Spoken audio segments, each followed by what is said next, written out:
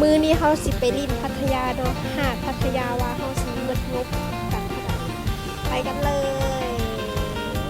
นี่เฮามานั่งรถรถเขาเอิ้นรถจังได๋วะรถอยู่บ้านเฮาก็เอิ้นรถอิหยังรถแถวเนาะรถแถวนี่ก็นั่งไปฮอดตลาดเนาะเพราะว่าเฮาต้องไปซื้อของกินก่อนจึงจะไปพัทยาไปตลาดเช้าเนาะเพราะว่าตลาดเช้านี้เปิดวันอังคารวันพฤหัสแล้วก็วันเสาร์เปิด3มื้อเนาะนี่ก็เฮาก็นั่งรถก็มีแต่ฝรั่งมีแต่ฝรั่งเนาะมีฝรั่งสัมหาดพัทยานี่ซ้ำอันนั้นเนาะซ้ำมันเมืองของฝรั่งเนาะเฮาก็ไปอันนี้แม่นฮอดตลาดเขาเรียกว่าตลาดเช้าของพัทยาเป็นตลาดที่คึกที่สุดของกินกับที่อร่อยที่สุดเนาะเข้าไปเลยอายก็ให้งบบ่ให้หลายเนาะให้งบ100ไปซื้อเครื่องเนาะ100เฮาสิได้หยังแน่เนาะได้เสื้อตัวนึงทุกอย่างเป็นตัว20 บาทคือเงินลาวก็ประมาณตัว10 ปลายพันเนาะทุกอย่างเป็นตัว20 บาทตัว20 บาทก็เลือกเพื่อสิได้เนาะได้เฮาก็ได้2-3ตัวพุ่นแหละแล้วก็มาเลือกมีการเลือกไปเลือกมาเนาะแล้วก็ไปหาอายเนาะมันเนาะหาอายนี่ก็กระเป๋าทุกอย่างมันกระเป๋า10 บาทเนาะ10 บาทแล้วเฮาก็เลือกแล้วเฮาก็มาเลือกของกินเพื่อไปกินอยู่พัทยาเนาะ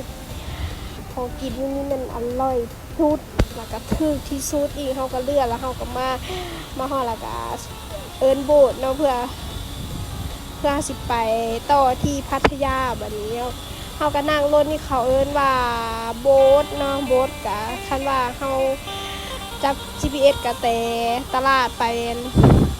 แต่ตลาดไปทะเลพัทยาก็87 บาทเนาะก็ถูกที่สุดคันระดับอยู่บ้านเฮาก็ระดับแสนพุ่นเนาะแล้วก็เฮาก็มาฮอดแล้วเนาะที่เฮารอคอยที่พัทยาหาดพัทยาเป็นหาดที่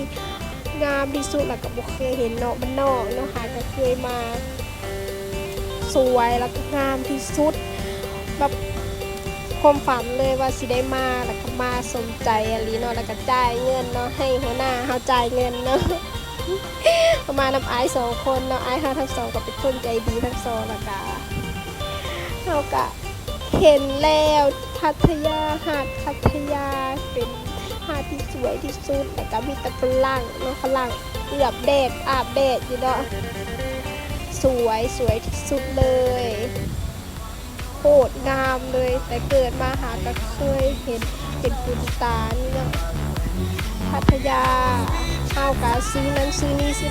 ของอยู่ของกินก็เบิดระดับ 500-600 เนาะยังเฮาก็ถ่ายรูปแฉะถ่ายรูปไม่อายถ่ายรูปให้เนาะก็บอกเลยว่า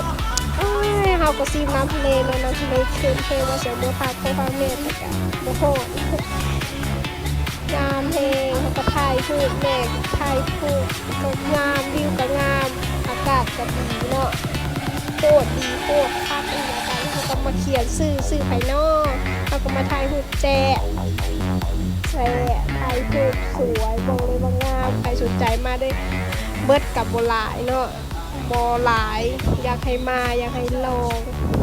ค่อยมาเบิดระดับ1,000บ่เกิน2